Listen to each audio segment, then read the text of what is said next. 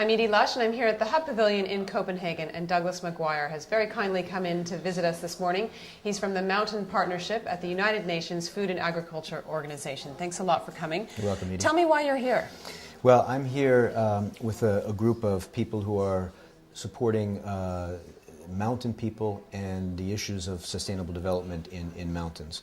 And we've had an opportunity to hold a few events. We had a side event on Saturday where we were able to bring people representing mountain regions from around the world to tell their stories about how today climate change is actually impacting their lives.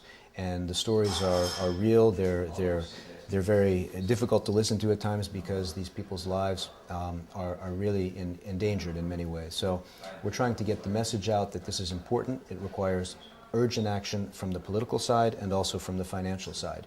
So this is our main mission, is to try to affect some kind of change here in Copenhagen. Tell me, do the people that you've come across that came to speak at your event, for example, are they, the communities they come from, do they understand what's happening in terms of climate change? It's interesting. They to a large extent, they do not. They know that things are changing very, very quickly.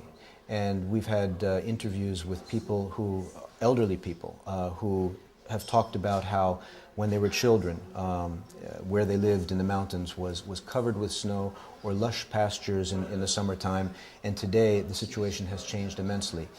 We had a woman who is actually a traditional healer from the Andes talking about her community. She is a healer who is very connected with her environment, and she's very concerned because she believes that something has gone wrong in their community, that they are to blame. And in fact, they're not. The causes, as we know, are global emissions of greenhouse gases. Yet many indigenous communities who are living in mountains are blaming themselves.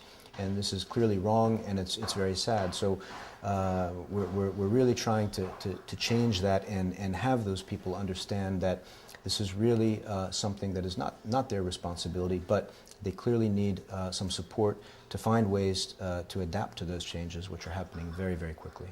Mountains are obviously a huge source of biodiversity. I mean, they're a huge source of animals, of plants, that we don't always know the impact of what happens if we lose a species. We haven't really thought through the entire sort of food chain, or even sort of web of life, if you like. Sure. No, in fact, the biodiversity, the endemism, the plants and animals that are unique to mountain areas is extremely high. And there are many areas of the world in mountains which are global hotspots for biodiversity. And we're losing biodiversity at a huge rate. And as you said, we don't even know. There are many plants and animal species that have never been documented. Mm-hmm. And as the environment changes very, very quickly, a lot of that is being lost. So the biodiversity angle is very, very important. Also water, fresh mm-hmm. water. Mountains are the water towers of the world. And it's important to get the message out that this is not only something affecting mountain people in their communities, but we all depend on what's happening in the mountains. If you take the Hindu Kush Himalaya region alone, mm-hmm. about 200 million people reside in the mountains, mountain inhabitants. Mm-hmm. Yet the people who depend on the fresh water from that range is something of the order of 1.3 billion people. So we're talking at a global scale the importance of somehow addressing these issues in a serious way so that we're not in as big a fix as we are today. But it's got a global dimension to it. Do you think you're getting the attention that you need? What are you calling for now? Well, I'm optimistic that we are seeing a mobilization at the political level. Many of the mountainous countries from all over the world, from Latin America, from Asia, from Africa, they share many common issues when it comes to how to sustainably develop and protect their mountain ecosystems.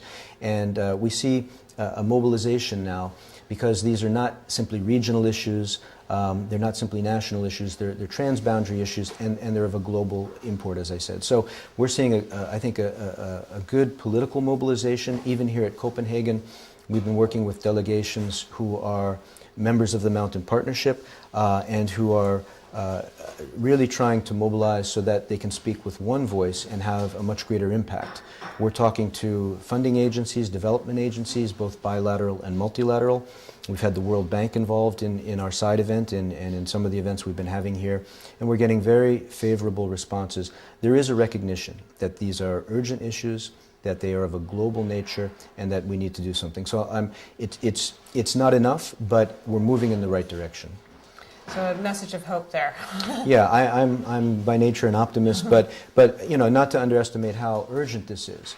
The temperature changes in mountain regions are twice as fast as the rest of the world. So, you know, we hear a lot about glacier melt. You know, it's affecting the global hydrological cycle.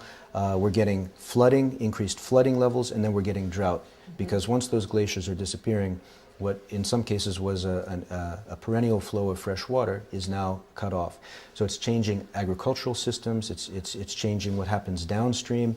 I am optimistic, but I don't want to negate how urgent the issue is. Doug, thanks very much for coming into the Hub Pavilion here in Copenhagen, and I'm Edie Lush.